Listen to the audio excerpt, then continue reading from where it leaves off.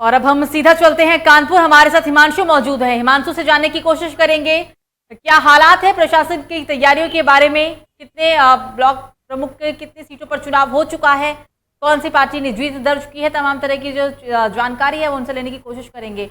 हिमांशु, हालात बताएं, क्या हालात है और प्रशासन की क्या तैयारियां हैं चुनाव को देखते हुए। सुरभि जी, मैं आपको बताना चाहूंगा कि कानपुर के 10 ब्लॉक में चुनाव होना था, जहां की हम्म। 4 लोगों को निर्विरोध चुन लिया गया है। आज हम सरसौल खंड यहाँ पर मौजूद है, सरसौल ब्लॉक पे, जहां पर की वोटिंग चालू हो चुकी है और बीडीसी के जो बीडीसी हैं वो यहाँ पर वोट डालने के लिए आ रहे हैं। अभी तक 10 वोट डाले जा चुके हैं लगभग, और बाकी और आ रहे हैं, धीरे धीरे करके आ रहे हैं। और जो प्रशासन है, प्रशासन जो और उत्तर प्रदेश में तरह तरह की कई घटनाएं हुई थी, उसको लेकर यहाँ प्रशासन पूरी तरह से मुस्तैद नजर आ रहा है। किसी प्रकार की कोई अप्रिय घटना ना घटे, इसके लिए यहाँ पे सीओ जो है, सही सदर है, वो मौजूद है, पीएससी की गाड़ियां हैं और पुलिस जो स्टाफ है वो पूरा यहाँ पर मौजूद है। और लगातार प्रशासन ये भी निगरानी बनाए हुए है। यहाँ से 1 किलोमीटर के रास्ते से पूरा रास्ता रोक दिया है। केवल उन्हीं के यहाँ अंदर आने की अनुमति है जो कि बीडीसी सदस्य हैं, और किसी भी व्यक्ति की यहाँ पे जो एंट्री है वो प्रतिबंधित कर दी गई है पूरी तरह से। हिमांशु, घटना की बात कर ले, नामांकन के दौरान कई जिलों से हिंसक घटनाएं सामने आई। कानपुर के क्या हालात थे उस वक्त, और आज की घटनाओं, अगर कोई ऐसी घटना हुई है तो उसके बारे में भी बताएं। कानपुर में ऐसी कोई घटना सामने नहीं आई थी, और यहाँ का जो नामांकन था वो बहुत आसानी से पुलिस मुस्तैदी में करा दिया गया था, बहुत अच्छे तरीके से करा दिया गया था। जिसमें कि जो 10 ब्लॉक के नामांकन हुए थे उसमें 4 प्रत्याशी जो थे वो निर्विरोध चुन लिए गए थे, जो कि बीजेपी के कैंडिडेट थे। बाकी जो 6 जो और प्रत्याशी हैं उनका जो आज का जो मतदान है वो आज होगी, और उनकी गणना भी आज होगी। वो लगातार यहाँ पर क्या बोलते हैं अपना सब बैठे हुए हैं, और यहाँ बीडीसी चुनाव वोट डालने आ रहे हैं। वो तो आज होगा कि आज 6 सीटों पे आज क्या निर्णय होना है वो आज शाम को पता चल पाएगा। हिमांशु, कई जिलों में त्रिकोण टक्कर है और कहीं ज्यादातर जिलों में समाजवादी पार्टी, सपा और बीजेपी की सीधी टक्कर है। कानपुर का क्या हाल है?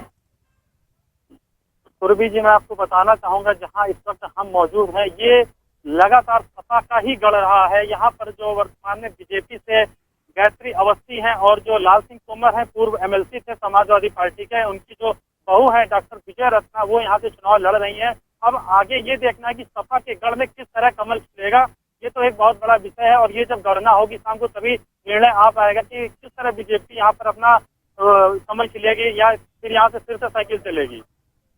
हिमांशु, 10 ब्लॉक प्रमुख चुनाव को लेकर 10 में से 4 पर हो गया है चुनाव, निर्विरोध चुने गए हैं, वो चारों ही बीजेपी के हैं, बीजेपी पार्टी के हैं। 6 पर अभी बाकी है, तो क्या लगता है वो जो 6 अभी सीटें बची हुई है वो किसके खाते में जाएगी? मैं आपको बताना चाहूंगा कि ये जो 6 ब्लॉक पे जो आज मतदान हो रहा है और जो उसके बाद जो गणना होगी, ये काफी कांटे की टक्कर होगी, क्योंकि इस बार जो मामला है वो बेहद पेचीदा है। कहीं ना कहीं साइकिल भी दौड़ सकती है, और कहीं ना कहीं जहाँ पर साइकिल नहीं थी वहाँ पे कमल भी खिल सकता है। तो ये अभी कहना मुश्किल होगा कि जो मतगणना का जो रिजल्ट आएगा शाम को, वो देखने के लिए बाद ही पता चल पाएगा कि क्या क्या क्या निर्णय होता है। मतलब सीधी टक्कर है ये अब? सीधी टक्कर है जी। हिमांशु, कोरोना महामारी भी है, महामारी का दौर खत्म नहीं हुआ, कम जरूर हुआ है। महामारी को देखते हुए भी शासन प्रशासन की तैयारियों के बारे में बताइए, या फिर महामारी साइड में है, अभी सिर्फ चुनाव कराना ही जरूरी है, कुछ ऐसा भी है क्या? जी देखिए, जहाँ पर इस वक्त मैं खड़ा हुआ हूँ, ये खंड विकास अधिकारी का एक ब्लॉक है, और यहाँ पर जो महामारी जो चल रही थी वैसे वहाँ से लेकर सोशल डिस्टेंसिंग जिस तरीके पुलिस ने और लोगों को जिस तरह यहाँ एंटर करा रही है, 94 बीडीसी यहाँ पर है, 94 बीडीसी यहाँ वोट डालेंगे, और बिना मास्क के उनके अंदर यहाँ एंट्री नहीं करी जा रही है। एक सब इंस्पेक्टर है, उनके हाथ एक सूची होती है, और सूची के हिसाब में जिन बीडीसी का उसमें नाम होता है उसी हिसाब से उनको यहाँ अंदर जाने की अनुमति दी जाती है। तो मेरे साथ यहाँ सब इंस्पेक्टर हैं, अभी मौजूद है, वहाँ पे ये चेक करेंगे बीडीसी का कि उनका नाम इस लिस्ट में है कि नहीं, उसी हिसाब से उनको अंदर एंट्री दी जाएगी। बाकी और किसी व्यक्ति का अंदर जाने के लिए मना है। हिमांशु, अगर संभव हो तो ही आप दर्शकों को दिखाने की कोशिश करें कि वहां पर इस वक्त क्या कुछ चल रहा है, अगर संभव हो तो ही दिखाएं। थोड़ा साइड हो जाए। मैं अपने कैमरामैन से कहूँगा कि दिखाना चाहें किस तरह। यहाँ देखिए, बीडीसी के जो चेकिंग हो रही है, उनका नाम मिलान किया जा रहा है। जो एक सब इंस्पेक्टर है होगा, तो उनके पास एक लिस्ट है, वो मिलान करने के बाद ही बीडीसी को अंदर प्रवेश दिया जा रहा है। आप सीधे देख सकते हैं कि किस तरह यहाँ से चेकिंग करी जा रही है। उसके बाद यहाँ और जो भी आ रहा है उसको मास्क लगा के ही अंदर जाने की अनुमति दी जा रही है। बिना मास्क लगा के किसी को अंदर जाने की अनुमति नहीं दी जा रही है। आप वोट डालने आई हैं, तो आप इधर मेरे कैमरे में देखिए, आप वोट डालने आई हैं, तो आज आप वोट डालेंगी यहाँ पे, तो उसके लिए आपको कोई दिक्कत तो नहीं हुई? रास्ते में आसानी से आने जाने दिया जा रहा है।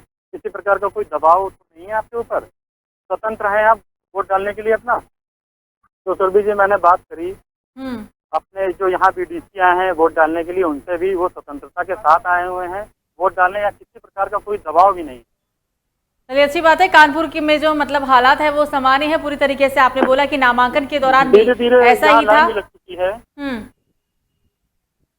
आपने जैसा बीडीसी कि काफी मात्रा में लगातार आते भी जा रहे हैं। बिल्कुल बिल्कुल हिमांशु, जैसा कि आपने बताया कि नामांकन के दौरान भी ऐसे ही हालात थे, शांतिपूर्वक नामांकन भी किया गया। आज मतदान भी हो रहा है, मतदान के बाद मतगणना भी की जाएगी, यानी कि जो कानपुर पुलिस है वो पूरी तरीके से अलर्ट मोड पर है। जो और जिले का हाल है उससे कहीं बेहतर आज कानपुर की स्थिति है।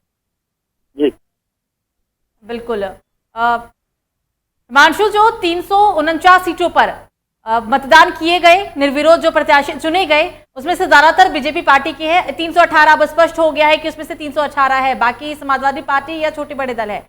यानी जो सीधी टक्कर समाजवादी पार्टी और बीजेपी में थी, पलड़ा भारी बीजेपी का ही है, ये कह सकते हैं आप?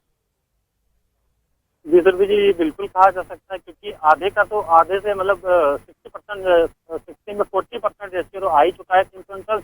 बाकी और जो शाम को गणना होगी, गणना के बाद भी और क्लियर हो जाएगा। इसमें केवल बीजेपी और सपा की सीधी टक्कर होती हुई नजर आ रही है। बिल्कुल हिमांशु, ये 2022 में जो विधानसभा चुनाव होने वाला है उसका सेमीफाइनल भी इसे माना जाता है। सेमीफाइनल में तो बीजेपी ने बाजी मार ली, ऐसा कह सकते हैं। तो फिर फाइनल कौन जीतेगा, बीजेपी ही? सुरभि जी, ये एक बहुत बड़ा प्रश्न है कि ये फाइनल जो जाएगी इस बार, तो यहाँ पे इन्होंने तो कर लिया अपना, बीजेपी का ही मतलब वर्चस्व है, बीजेपी के कैंडिडेट भी ज्यादा मात्रा में जीते हैं। पर ये कहना असंभव है। 2022 का जो चुनाव है उसमें कई तरह के रिजल्ट आ रहे हैं और उसमें क्या होगा आगे, ये एक देखने का विषय है और नतीजे का विषय है। क्योंकि त्रिशंकु सरकार है, कई चीजों का भी मुद्दे हैं और जो विपक्ष है वो लगातार सरकार को घेर रहा है, कई मुद्दों को लेकर घेर रहा है। उससे कहीं ना कहीं सरकार की जो वो है, एक तरीके से विपक्ष भी कहीं ना कोई कमी नहीं छोड़ रहा है अपनी सरकार बनाने के लिए। बिल्कुल हिमांशु, हमसे बातचीत के लिए बहरहाल आपका शुक्रिया। ये थे हमारे साथ हिमांशु, कानपुर से सीधे जुड़े थे, जानने की कोशिश कर रहे थे प्रशासन की तैयारियों के बारे में, उन्होंने दिखाया भी। हालांकि अच्छी बात अब यह है कि कानपुर के अंदर हालात काफी सामान्य है। नामांकन भी सही से संपन्न कराया गया, मतदान भी सही से संपन्न कराया जा रहा है, यानी गुंडागर्दी और जो तमाम चीजें यूपी के अलग अलग जिलों से देखने मिल रही है, कानपुर में काफी हालात बेहतर है।